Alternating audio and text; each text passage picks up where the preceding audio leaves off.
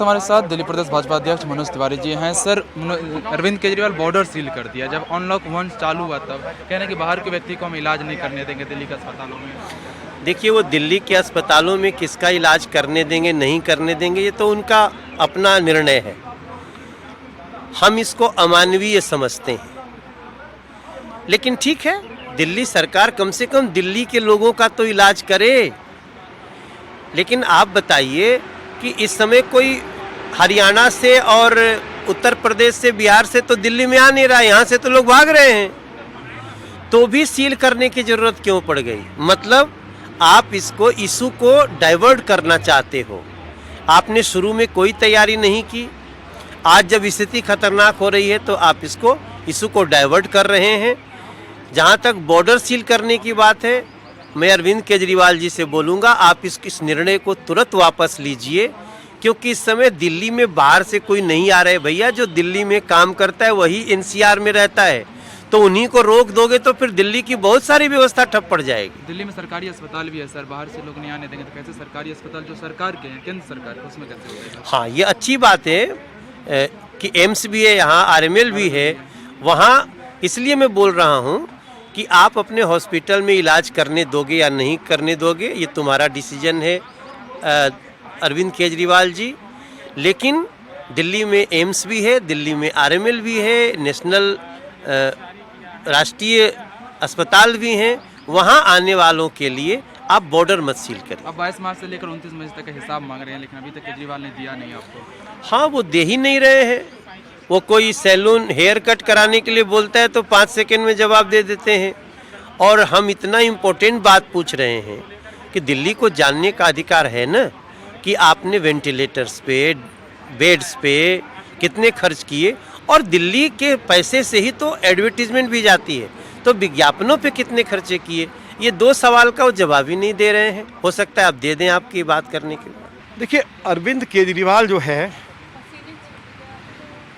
इस तरह की घोषणा करके वो दिल्ली के लोगों का जो ध्यान है ना, जो दिल्ली के लोग, दिल्ली में जो निरंतर कोरोना के केसेस बढ़ रहे हैं और दिल्ली की सरकार इस मोर्चे पर पूरी तरह से विफल रही है। दिल्ली के अस्पतालों में दिल्ली के लोगों को एडमिशन नहीं मिल रहा है, उनका ठीक से इलाज नहीं हो रहा है, गरीब आदमी को राशन नहीं मिल रहा है, दिल्ली में पीने के पानी का संकट खड़ा हो गया है। तो इन सब बातों से दिल्ली के लोगों का अटेंशन डाइवर्ट करने के लिए, उनका ध्यान बदलने के लिए इस तरह की घोषणा की है। आप मुझे बताइए, दिल्ली में ऑल इंडिया मेडिकल इंस्टीट्यूट है, लेडी हार्डिंग हॉस्पिटल है, राम मनोहर लोहिया हॉस्पिटल है, सफदरजंग हॉस्पिटल है। क्या ये अरविंद केजरीवाल जी की सरकार के अस्पताल हैं क्या? दिल्ली में 13,500 बेड्स भारत सरकार के हॉस्पिटल्स में हैं। क्या उनके बारे में दिल्ली के मुख्यमंत्री कोई फैसला ले सकते हैं? दिल्ली में हवाई जहाज चल रहे हैं, लोग हवाई जहाज से जा सकते हैं, हवाई जहाज से आ सकते हैं। दिल्ली से ट्रेन्स अन्य राज्यों में जा रही हैं, अन्य राज्यों से दिल्ली में आ रही हैं। तो आप मुझे बताइए कि खाली घोषणा करने से बाहर से जो लोग दिल्ली में आके इलाज कराना चाहते हैं, यदि कोई ऑल इंडिया मेडिकल इंस्टीट्यूट में कोई इलाज कराना चाहता है, तो आप कैसे उनको उस अधिकार से वंचित कर देंगे? आपको मालूम है दिल्ली के 600-700 लोग झज्जर के ऑल इंडिया मेडिकल इंस्टीट्यूट में इलाज करा रहे हैं। आप मुझे बताइए, जब वो इलाज करा के आएंगे तो आप उनके लिए बॉर्डर सील कर देंगे? झज्जर में आपको मालूम है हमारे दिल्ली के कितने लोग वहाँ पे दाखिल हैं? 700 लोग दाखिल हैं।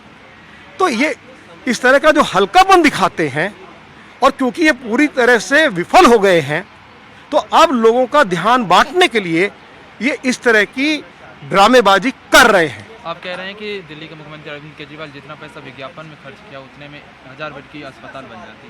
नहीं, मैंने तो कहा है, मैं तो आज फिर कह रहा हूँ, आप जाइए गुजरात में, गुजरात सरकार ने 5 दिन के अंदर बहुत कम राशि में 1200 बेड्स का हॉस्पिटल तैयार कर दिया। जितनी धनराशि इन्होंने विज्ञापन के ऊपर खर्च की है अपनी पब्लिसिटी के लिए, अगर ये इतना पैसा, इतना नहीं, इसका आधा पैसा भी अगर अस्पताल बनाने के ऊपर खर्च कर देते तो दिल्ली में 1500 बेड्स का अस्पताल गुजरात की तर्ज पर खड़ा हो सकता था। और दिल्ली के लोग जो आज प्राइवेट हॉस्पिटल्स में जाके लुट रहे हैं तो उनको लुटाई से बचा सकते थे। एक तरफ बॉर्डर सील कर रहे हैं, दूसरी तरफ बसें आ रही है, रेलवे आ रही है, फ्लाइट्स आ रही है और केवल रास्ते बंद कर रहे हैं। ये उनका दिखाने के दांत अलग है, खाने के दांत अलग है। उनकी नीयत साफ नहीं है, उनकी नीति स्पष्ट नहीं है। दिल्ली की जनता को भ्रमित करने का काम केजरीवाल जी कर रहे हैं। आपको लग रहा है कि जो दूसरे राज्य के जो जैसे फरीदाबाद, गुड़गांव, नोएडा में जो रहते हैं दिल्ली के लोग, जो दिल्ली में काम करने के लिए आते हैं, ऐसे लोगों को स्वास्थ्य इलाज कराने में दिक्कत होगी दिल्ली में? अरे दिल्ली एनसीआर रीजन ये देश की राजधानी है। पूरे देश का प्रतिनिधित्व, सभी प्रदेशों का प्रतिनिधित्व दिल्ली में होता है। दिल्ली में ऐसे बीमारी के समय इस प्रकार का वाद विवाद खड़ा करना उनको शोभा नहीं देता। उनको सही ढंग से काम करना चाहिए। कोरोना के काल में सही तरह से काम कर रहे हैं केजरीवाल? केजरीवाल जी बिल्कुल ठीक काम नहीं कर रहे। इसका ही नतीजा ये है कि दिल्ली में रोज पेशेंट की संख्या बढ़ रही है, डेथ की संख्या बढ़ रही है। मेडिकल स्टाफ और कोरोना वॉरियर्स सब नाराज चल रहे हैं। केजरीवाल जी सरकार का काम ठीक नहीं है। डॉक्टरों को सैलरी नहीं दे रहे हैं केजरीवाल, बोल रहे हैं केंद्र सरकार के पैसे बहुत जगह पे लोगों का रोष है। राशन लोगों को मिला नहीं है, लेबर्स माइग्रेट कर गई है, उनका भी किराया यहाँ से दिया गया नहीं है। टोटल दिल्ली में अव्यवस्था है। कैमरामैन पंचानन के साथ केशव कुमार झा, हिंदुस्तान समाचार, दिल्ली। देश और दुनिया से जुड़ी सभी प्रमुख खबरों के लिए हमारे चैनल को सब्सक्राइब करें और लेटेस्ट वीडियो पाने के लिए बेल आइकन को जरूर दबाएं। साथ ही हमारे वीडियो को लाइक और शेयर करना ना भूलें।